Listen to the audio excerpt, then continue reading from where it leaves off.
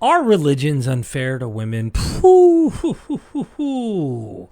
This is a big question, right? I mean, you can ask a Muslim woman who's wearing a hijab or even the full cover-up, and they'll make defenses for their religion. And another one who, the way they describe it, sounds like they're imprisoned. What about women shutting up in the church? Don't suffer a woman to teach. You know, these kinds of things and the way that women have been treated throughout history has been kind of coupled with religion. And the question is, are religions unfair to women? And so we're going to start part one. This will be a series. It's an hour-long video, so I'd like to break these up. And we will see how this happens. It looks like there's a good panel of females involved, which is good. I'm looking forward to seeing what they have to say. And at the end of the day, I hope you'll subscribe. Hit the bell. Make sure you like this video and drop a comment. Any suggestions from you about recommended videos to watch? I'm listening. I'm watching. Thanks for being here. Let's check it out. I'm Nicky Campbell. Well, it took more than a century of argument and struggle, but now British women have the right to be educated, the right to marry the man of their choosing, the right to own their own property, the right to borrow and to manage their own money, the right to vote, the right to work at whatever trade or profession they so. And that was not thanks to the religions. If you'd think it was, then you should just go back to the primary person, because they always like to say when bad things happen in the name of these religions, it's not, the founder wasn't like that. The people may act like that, but not the founder. Why didn't the founder themselves make it clear? Why does it have to be thousands of years later before these things get implemented? And then some people see this problem and they defend the fact that women shouldn't have the right to vote. Today, right now, I've seen it. There's YouTubers right now who argue these things publicly on YouTube. Choose. Women can be queens, prime ministers, they can win Nobel Prizes for science, Olympic medals for boxing. They can still not be a bishop, though, or a Catholic priest, or lead men in prayer in a mosque or an Orthodox synagogue. You have to wonder, like, how much of this is religiously motivated through history? How much of this is just cultural or a mixture? I mean, I don't know if you could even divorce the two. So this morning we're asking just one very big question. Are religions unfair to women? To debate this, we have distinguished theologians and writers, campaigners and converts, believers and apostates from four faiths. And they will be encouraged by our very lively Birmingham audience. I like that he has a mixed crowd like that. You can join me too via Twitter. You can log on to bbc.co.uk/thebigquestions. You'll find links to continue the discussion online. Let's see what happens. Well, last month, the Dalai Lama said he would be pleased if his successor were to be female. Now we are 21st century, he said. Female have more potential, so should take more active role regarding promotion of human compassion. Well, it might happen soon in Tibet, but we're a long way from a woman being elected to Pope or enthroned as the Archbishop of Canterbury or appointed Chief Rabbi in Britain. Are religions unfair to women? Professor Francesca Stavrakopoulou, Theology and Religion, Exeter University. The very person. Now, looking at the scriptures, how do they portray women in general? Has there been a bit of cutting and pasting by men? Cutting and pasting, not really. I think the way in which women tend to be portrayed in the scriptures, both Hebrew Bible, Old Testament and New, is that women are always defined in terms of their relationship to men, whether they're a wife, a mother, or a sister, or a daughter. That's always the way in which women are defined. And they're basically seen as, well, women aren't the main targets of the scriptures anyway. The scriptures weren't written for women. They were written by men, for men, about their very male God. So ignored, basically? They are baby machines. They're celebrated in terms of their bringing in new life, you know, perpetuation of the generations. There's probably only one biblical book that really celebrates what it is to be a woman and a sexual being as a woman, and that's the Song of Songs or the Song of Solomon. But even in that text, it's very much written from the point of view of a male writer and the voyeur's gaze looking at this sexy woman. It's quite erotic, that, isn't it? Very erotic. Yeah. But has some of it, when I say cutting and pasting, has some of it being interpreted within patriarchal societies to be even more, male-orientated? Some people argue that we've got conflicting views of what women are supposed to be doing in Christianity. So, for example, some people argue that, according to the Gospels, Jesus was quite pro-women. He had women followers. Some of the earliest church leaders were quite wealthy women. On the other hand, in some of the Pauline writings, some of the letters that St. Paul was supposed to have written, he's not that keen on women. Women shouldn't be talking in church. Women should cover their heads. Women are secondary to their husbands. Yes, I do not permit a woman to teach or have authority over a man. She must be silent. Well, you've broken that already, haven't you? I don't think he'd like me much anyway. Wives, submit to your husband, and all that stuff in Christina Reese. All You gotta love it. You gotta love it. that stuff in Leviticus about women being unclean. Do you just skip those bits? No, not at all. And that's the tough thing. We can't skip bits, but we have to understand when they were written and who they were written for. And as Francesco said, it was mainly written by men for men. And so what we have to do is use the understanding we have now, because since everything in the Bible, both the Old Testament and the New Testament, was written, we've had the Enlightenment. We now understand reproduction in a different way. So the taboo laws in Leviticus. Dude, all eyes are on each individual speaking, like they're all like, and you can't imagine how many opinions are floating through all these heads. It's gotta be a nightmare. Talking about how women had to be separate and they were literally seen as unclean when they were menstruating and after giving birth, even though the vestiges of that carry on. Do you not find that stuff, and this is your religion, do you not find that stuff incredibly offensive? No, those are the texts. That's the understanding the people had then, and we don't know it all now.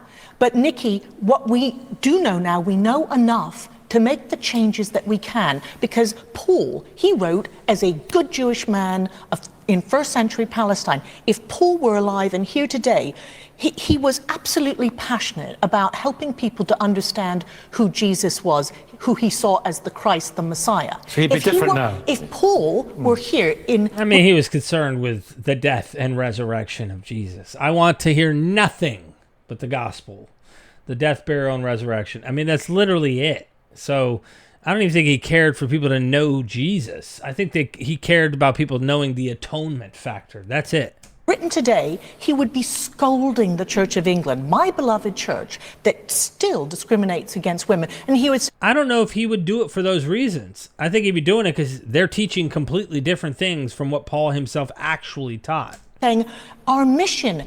We are in a culture, we don't see women the way we used to see women anymore, as property of their fathers or their husbands. Go out, allow women to be bishops and in... Do you think Paul everywhere. would be saying all that stuff now? I have to confess, I don't think he probably would. I think he was pretty much... There was no sense of two genders in the ancient world.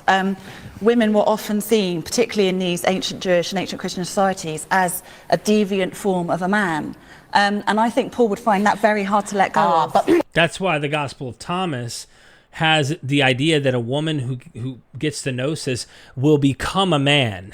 Like she becomes a man. Like, whoa. Paul, there were two sides of Paul. Paul, locked into his understanding, and he was doing the best he could with his understanding. And the transcendent Paul, who could write... And notice just two people right next to each other can't even agree. And there's 4 different faiths sitting around here.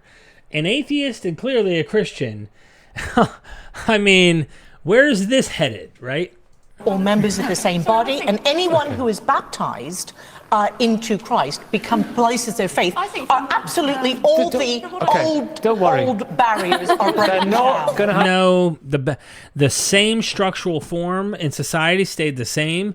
He's just saying in Christ we're equal. But ultimately, women still had their duty to be submissive, still needed to be, I mean, all of these things. Not all their own way. Don't worry. Liz, I want you to tell us about Eve. About Eve. So Eve, whether you take it as literal or sort of figurative, Eve was... Christ Church Southampton. Is she a fundie? The first woman. And basically...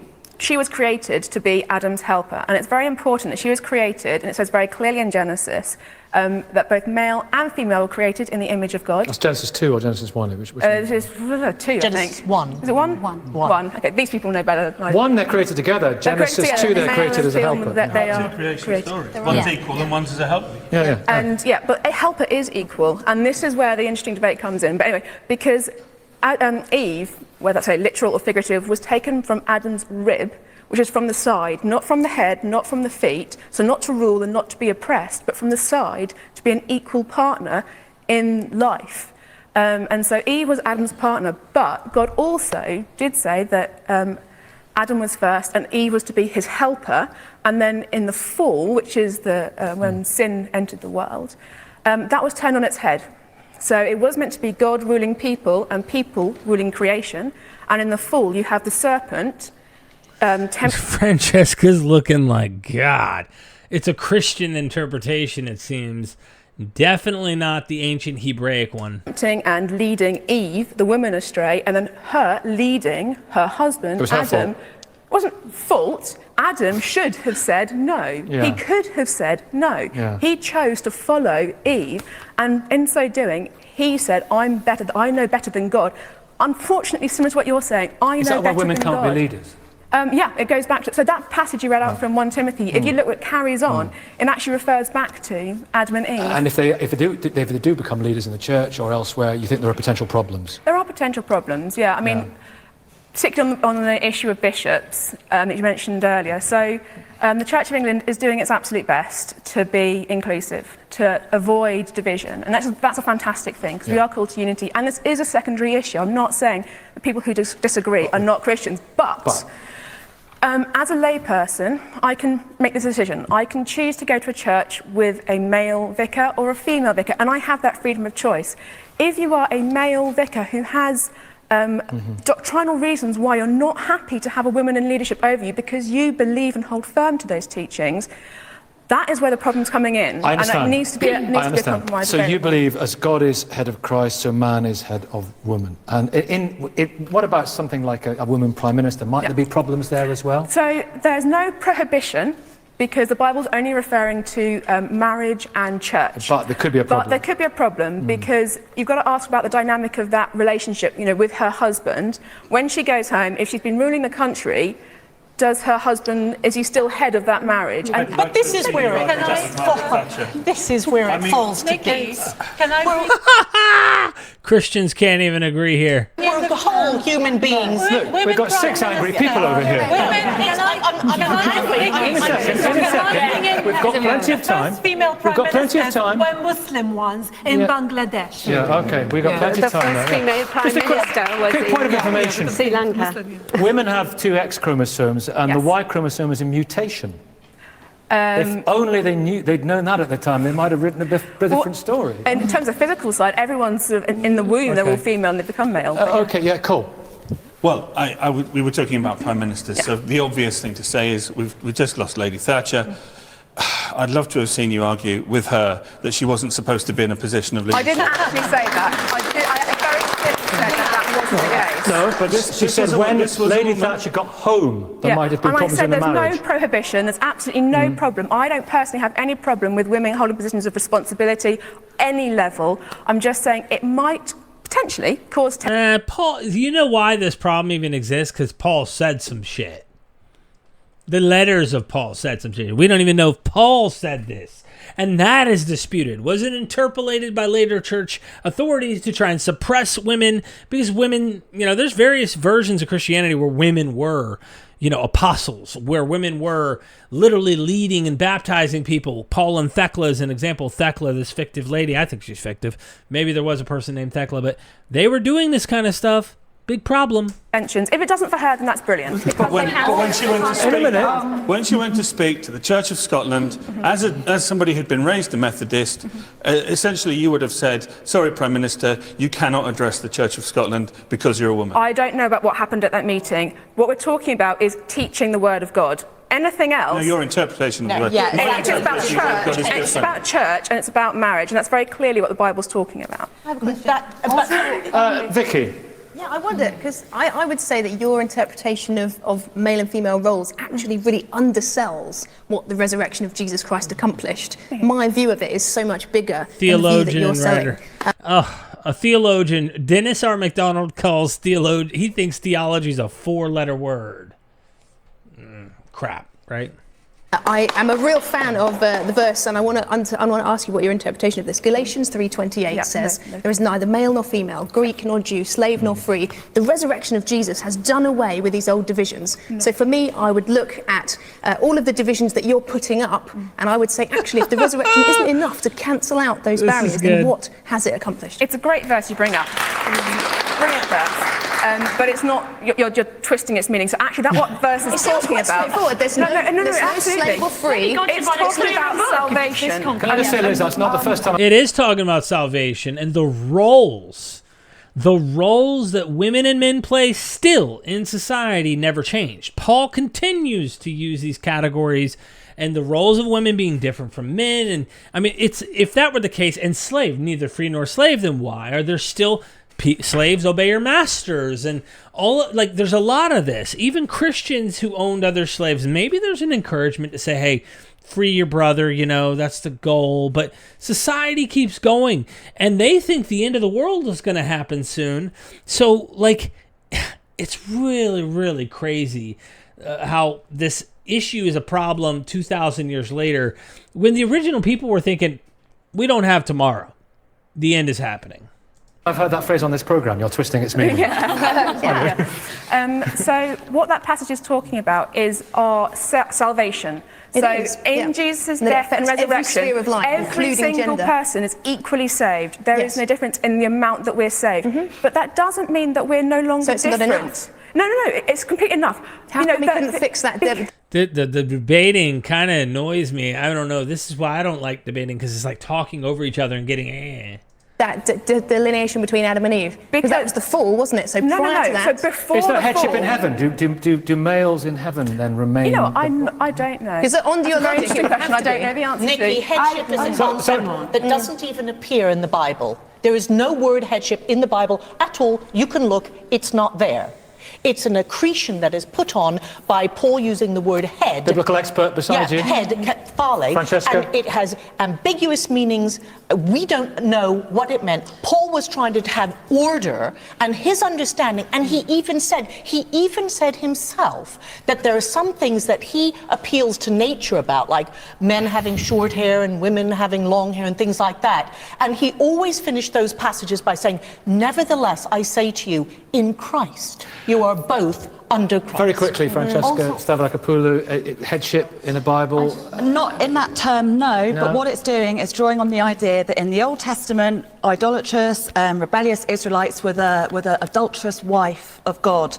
In the New Testament writers, particularly Paul, are drawing on that Old Testament image, if you like, and transferring to say that the church is the wife of God. But because it's the wife of God, it has to be obedient. It's all about obedience. Well, that's St. Tertullian and St. A Augustine wife has to be obedient. and St. Thomas Aquinas all said after Eve that women were in some way defective. So those writers. 1 second, I want to bring the rabbi in. I'm feeling you've been out of this. Good morning. Good morning. First of Can all, I ask you something? But we're going to further. Jewish. You're shaking my hand, but you wouldn't shake our female researcher's hand this morning. Why not? That's correct. Why not? That's correct. Why not? Because Judaism sees we don't have a problem with separate roles. There's such a thing called collaborative. And I'm afraid the debate so far. But she put her hand out to shake your hand, and you wouldn't shake her hand. And I said that that's not something I do. Why not? Because I don't touch those things that don't belong to me. Well, that doesn't belong to A woman belongs. Dude, this shit is terrible. This is something that this is something which I've been taught from a very young age. Do I belong to you? I respect a woman. Damn, do I belong to you? And as such, I won't touch her But you don't respect flesh to Nikki. flesh. Huh? If you just touched Nikki, so you're saying you don't respect I don't have an issue of that. You might have, going on the previous debate, you might have a problem with that, but we don't. I don't have a problem shaking a man's hand. But you have a shaking problem shaking a woman's woman's hand, it could be misconstrued, and by many Misconstrued? would be Who's doing the interviewing here? Well, it's a discussion program. It could be taken as an affront. So that's my. Well, she might take it as an affront that you didn't want to shake her hand. Well, I said that's my sensitivity, All right, and okay. That's the way. Is it because she might be menstruating? Business. Nothing to do with Nothing that. to do with that. I think as well, a lot of the Yes. time. Dude, that. Do I even need to say anything about that? Do I even need to comment about what just happened? That's wild. When I'll be back with you in a minute. for example, in other faiths, like in Islam, the shaking of the hand it's more to do with like steps, right? So if you shook a woman's hand or a male's She converted Islam from Christianity. hand or vice versa, that's one step. So in Islam, it's about prevention. So it's not shaking the hand. It's like they have different rules. So, for example, you shouldn't necessarily, if you don't have a lawful particular reason to be alone in a room with a man, or you shouldn't embrace men. So these are all different steps to prevent things from happening. Come to that. We'll come to Islam shortly. I want to ask you, sir, about the prayer, Rabbi. Tell us about this prayer that Orthodox Jewish men say every morning. Blessed be God, King of the universe, that thou hast not made me a woman. Okay. I remember, I think this is Rabbi Akiva, and it's in the like rabbinic literature where it's like, I thank you, God, that you did not make me a woman, and that I am not also a goy. He didn't go on to explain that, but like that I'm not a non-Jew, right? Judaism presents a view of creation, Adam and Eve. I'm just going back to that for a minute as a preamble to help answer your question. Right. When Adam was created, so was Eve, and according to many traditions, they were actually joined back to back. They were then separated. So the clear Jewish traditional view of the roles of men and women are as absolute equals and as collaborative equals. Because when a man and a woman come together, then they become a whole. And that's the whole pattern that's created in Jewish law and Jewish thought. So a man says, I'm happy, I've been created the way I am as a man. Even though as a man, it has its downsides, inverted commas. A woman says, I'm happy I'm being created as a woman. And, you know, to try and give a Hebrew Bible, to use Christian... Yeah, nah, I'm not buying this guy's interpretation, because the same prayer goes on to say, I'm thankful I'm not a goy. There is a hierarchy here. I cannot imagine there's not a hierarchy. Nomenclature, the Old Testament view of women as being the underdogs. There were women prophetesses, there were the matriarchs. I mean, the woman's role is as much as why men. This is important. Why then, if a woman has a boy child, she's unclean for 33 days. When she has a girl child, she's unclean for 66 days. Why is that? This is because you're dealing there. When you talk about unclean, doesn't mean this is good. Dirty. You're talking about because that's what people you use. What the it means. you use the expression, the Hebrew word. You use the Hebrew word tameh, which means it's translated in English as unclean, but it has a context to it. Yeah. The context is within temple time society. If, for example, you trod on a creepy crawly, you would become unclean. That's tameh. So it's within that context. There are those things that render one tameh and those things that don't. Why are you rendered less tameh if you have a boy and more tameh if you have a girl? I don't know the answer to that. And you, the viewer, you do. You know what the answer is. No other explanation Do you know the answer, whatsoever than unclean means. For unclean, impure... That lady doesn't know how to not let others talk. Though. And I'm sure Francesca will know. Francesca?